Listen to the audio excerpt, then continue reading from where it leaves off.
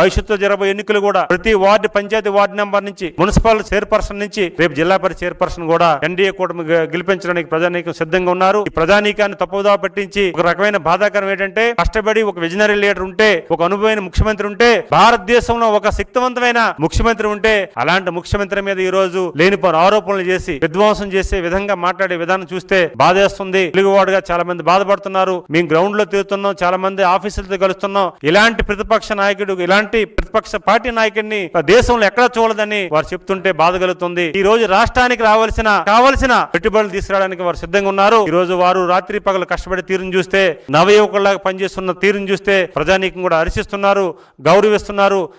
అలాంటి నాయకత్వంలో మేము పనిచేయడం మాకు కూడా గౌరవం పెరుగుతుంది. ఈరోజు రాష్ట్ర ప్రజానీకాన్ని కూడా, తెలుగు ప్రజానీకాన్ని కూడా గౌరవ పెరిగే విధంగా గౌరవ ముఖ్యమంత్రి చేస్తున్న పనితీరు కూడా మనం ఒకసారి ప్రస్తావన చేసుకోవాలని తెలియజేసుకుంటూ, అవాకులు చవాకుల్ని కట్టిపెట్టి ఈరోజు రాష్ట్ర అభివృద్ధి కోసం మీరు కూడా తోడ్పడాలని, ఎందుకంటే తెలుగువారుగా మేము రిక్వెస్ట్ చేస్తున్నాం, ఉత్తరాంధ్ర వ్యక్తిగా మేము రిక్వెస్ట్ చేస్తున్నాం. ఉత్తరాంధ్ర అభివృద్ధిని పూర్తిగా ఆటంకం కలిగించావు, రాయలసీమను మోసం చేశావు, కోస్తాంధ్ర ఇబ్బంది పెట్టించావు.